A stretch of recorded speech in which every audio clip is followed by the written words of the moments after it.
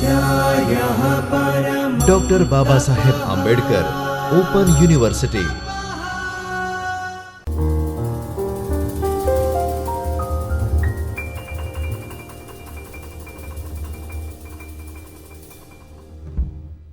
नमस्कार विद्यार्थी मित्रों, doctor Baba Saheb Ambedkar open university के चैतन्य स्टूडियो से मैं डॉक्टर आशीष कुमार सिंह, सहायक प्राध्यापक हिंदी, आप सभी का हार्दिक स्वागत करता हूं। विद्यार्थी मित्रों, बीए द्वितीय वर्ष के HND COM 202 का अध्ययन हम विभिन्न भागों में विभिन्न इकाइयों के माध्यम से करते आ रहे हैं।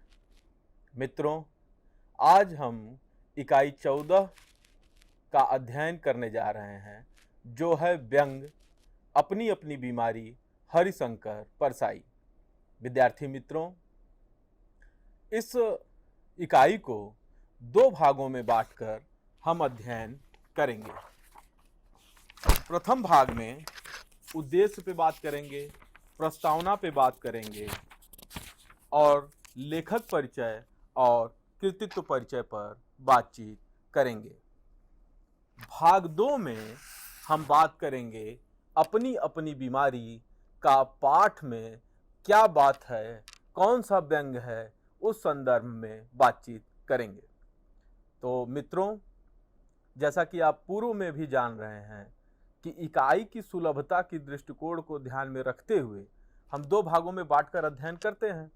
भाग 1 में लेखक के व्यक्तित्व परिचय और कृतित्व परिचय पर बातचीत करके वहीं समाप्त कर देते हैं, और भाग 2 में जो पाठ रहता है उस पाठ पर बातचीत करते हैं।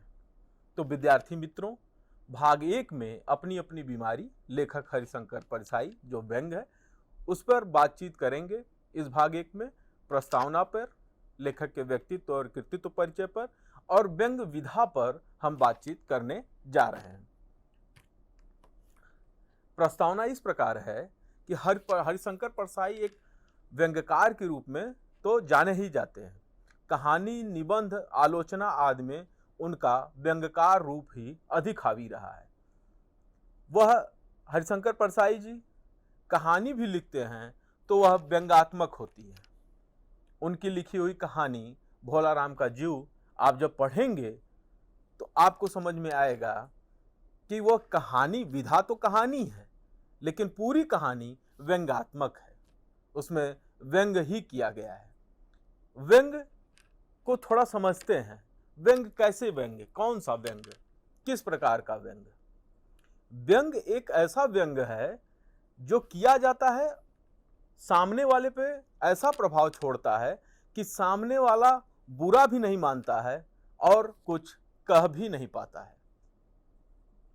हल्का मुस्कुराकर रह जाना ही उसका मतलब सबसे ठीक बात जो होती है वो यही होती है कि वो हंस करके उसको स्वीकार कर ले और या तो टाल दे। और इस मामले में हरिशंकर परसाई जी का एक अलग शान है। यूं तो कबीर, भारतेंदु निराला और नागार्जुन की व्यंग परंपरा को हरिशंकर परसाई ने संपूर्ण विस्तार के साथ नई ऊंचाई प्रदान की है। कबीर से लेकर परसाई तक के व्यंग में इस व्यवस्था को समान रूप से देखा जा सकता है। मनुष्य की विकलांगता की भांति समाज की भी विकलांगता होती है, जो मनुष्य की विकलांगता से अधिक त्रासद है। मनुष्य अगर 1-2 मनुष्य विकलांग हैं तो वह मनुष्य उतना समाज के लिए नुकसानदेह नहीं है जितना कि एक विकलांग समाज जो निर्माण करेगा वह जितना नुकसानदेह होगा उस समाज के लिए, उस देश के लिए, उस राष्ट्र के लिए। व्यंग्यकार समाज के उन अंगों की तस्वीर प्रस्तुत करता है जो विकृत हो गया है, और व्यंग के द्वारा वह विकलांग समाज के अंगों का धारदार नश्चर चुभाकर बाहर निकालने की कोशिश करता है। समाज में जो कुछ जटिलताएं हैं, जो कुछ मुश्किलें हैं, जो कुछ कुप्रथाएं हैं, कुरीतियां हैं, जाति पात, ऊंच नीच, भेदभाव, छुआछूत, इस तरह की जो बीमारियां हैं, उनको कैसे दूर किया जाए, उसकी बात एक व्यंग्यकार करता है। और जो हरिशंकर परसाई जी ने इस व्यंग विधा में इस अपनी अपनी बीमारी में किया है। यूँ तो बीमारियां कई प्रकार की होती हैं, आगे भाग 2 में हम इस पे चर्चा करेंगे। अभी फिलहाल हम व्यंग पे बात करते हैं कि पंगु व्यवस्था जड़ जीवन पद्धति पर व्यंग्यकार अपने सफल अस्त्र व्यंग के माध्यम से सृजनात्मक प्रहार करता है। कुछ परिभाषाएं हैं जो आपको ध्यान में रखनी चाहिए, क्योंकि एग्जाम के टाइम पे परिभाषाएं महत्वपूर्ण होती हैं। इससे 2 लाभ होते हैं। पहला कि आप परिभाषा लिखते हैं तो नंबर अच्छे मिलते हैं। दूसरा लाभ यह है कि आपके माइंड में व्यंग को लेकर कोई दुविधा नहीं रहती है।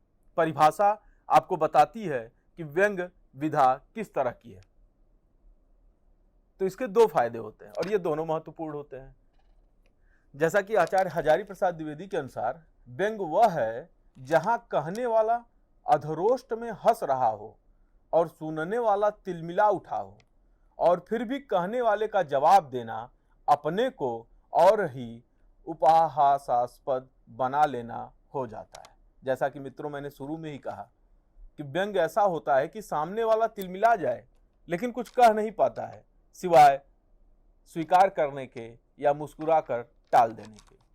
डॉक्टर रामकुमार वर्मा जी लिखते हैं, आक्रमण करने की दृष्टि से वस्तु स्थिति को विकृत कर उससे हास्य उत्पन्न करना ही व्यंग है।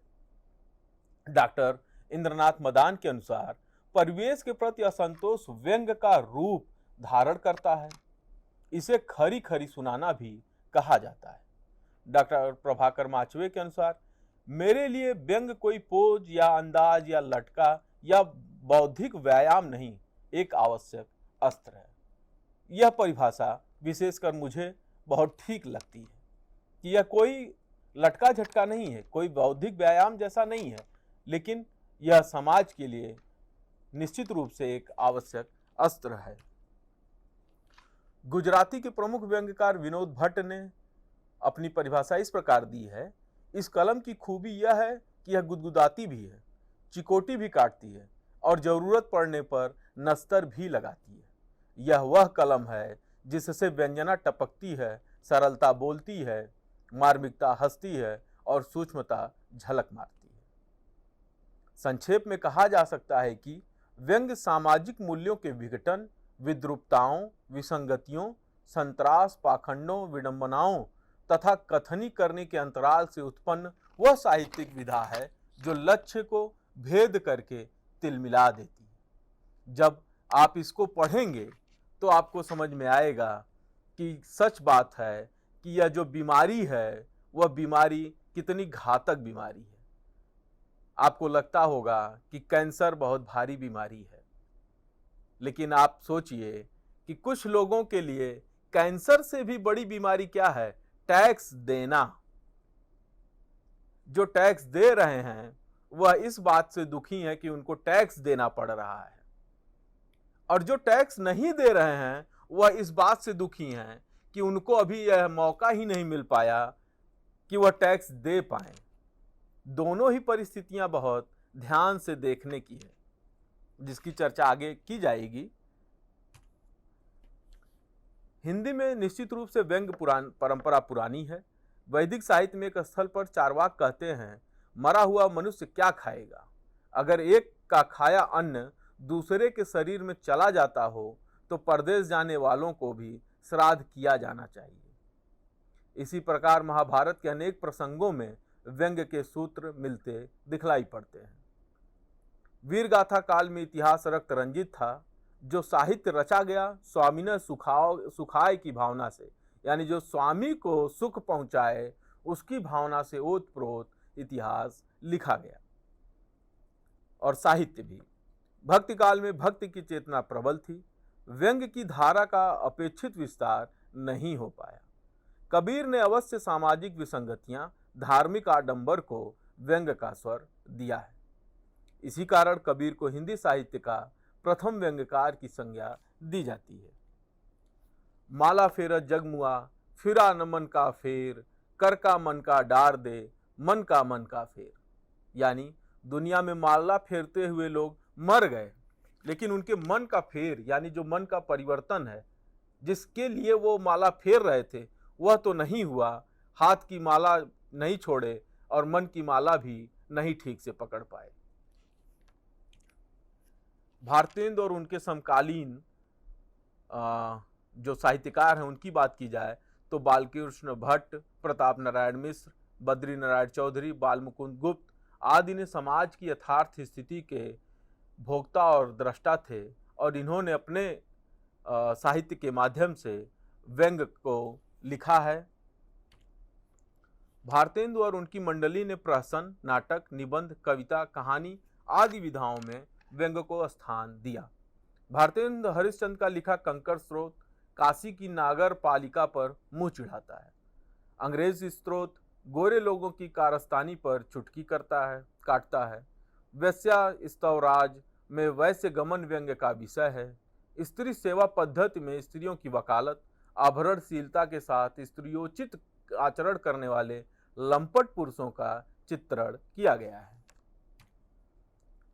उर्दू का स्यापा, पांचवा पैगंबर, स्वर्ग में विचार का अधिवेशन, भांति भांति का जानवर, लेवी प्राणलेवी, ईश्वर बड़ा विलक्षण है, आप ही तो हैं, सच मत बोलो, मुशायरा, चिड़ियाघर का चेला, निबंधों के अतिरिक्त विभिन्न विषयों पर मुकरियां लिखकर व्यंग की चाकू की धार तेज की गई है भारतेंदु हरिश्चंद्र काल में। भारतेंदु हरिश्चंद्र काल की ही तरह द्विवेदी काल में भी व्यंग पर बातचीत की गई है, लिखा गया है। सूर और तुलसी व्यंग कवि नहीं रहे हैं, फिर भी अपनी रचनाओं में इन्होंने व्यंग बाण छोड़े हैं। तुलसी ने दुष्टों की वंदना की जो ओले के समान है, स्वयं तो नष्ट होते ही हैं, फसल को भी नुकसान पहुंचाते हैं। इसी तरह दुष्ट को कौवों के समान बताया है, जो प्यार से पाले जाने पर भी मांस खाना नहीं छोड़ता है। वापस पाले ही अति अनुरागा, हो ही निराम्यु कबहु न भागा। बिहारी के ने वक्रोक्ति और चमत्कार उत्पन्न कर व्यंग को स्वर दिया है। भारतेंदु युगीन कवियों ने सही अर्थों में व्यंग की महत्ता को समझा। व्यंग विधा का उत्कर्ष काल। स्वातंत्रोत्तर काल में व्यंग विधा का उदय एक विलक्षण घटना थी। इस समय की लगभग सभी पत्र पत्रिकाओं में व्यंग लेखन देखने को मिल जाता है। एक तरह से पत्रिका की प्रतिष्ठा का व्यंग कालम मानक बन गया था। हिंदी व्यंग विधा के विकास में हरिशंकर परसाई, शरद जोशी, रविन्द्रनाथ त्यागी, श्रीलाल शुक्ल, डॉक्टर इंद्रनाथ मदान आदि लोगों ने महत्वपूर्ण योगदान दिया है। अब बात करते हैं लेखक परिचय, हरिशंकर परसाई जी के व्यक्तित्व परिचय पर। हरिशंकर परसाई का जन्म 22 अगस्त 1924 को और मृत्यु 10 अगस्त 1995 में हुई। इनका जन्म मध्य प्रदेश के होशंगाबाद जिले के जमानी इटासी गांव में हुआ था। बचपन के दिन बहुत अच्छे नहीं बीते। पिताजी कोयले की ठेकेदारी करते थे, माँ घर पर रहती थी। मैट्रिक के बाद हरिशंकर परसाई जी को जंगल विभाग में नौकरी तो अवश्य मिली, लेकिन पिताजी की बीमारी के कारण वह उस नौकरी को ज़्यादा दिन कर नहीं पाए और नौकरी छोड़कर जब वह घर आ गए पिताजी की देखभाल करने के लिए, उसके कुछ ही दिनों बाद पिताजी का साथ छूट जाता है।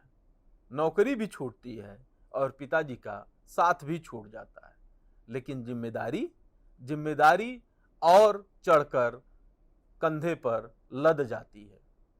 भाई बहनों की पढ़ाई लिखाई, स्वयं का जीवन, इन सब चीज़ों को बहुत मुश्किल हालातों में आगे बढ़ाते हैं। लेकिन यह मुश्किल हालात ही हरिशंकर परसाई जी का व्यक्तित्व निर्माण करते हैं। संभवतः यही कारण था कि हरिशंकर परसाई जी इतना व्यंग लिख पाए। इनका रचना संसार। जबलपुर के प्रहरी सन 1947 ईस्वी से हरिशंकर परसाई का लेखन शुरू हुआ।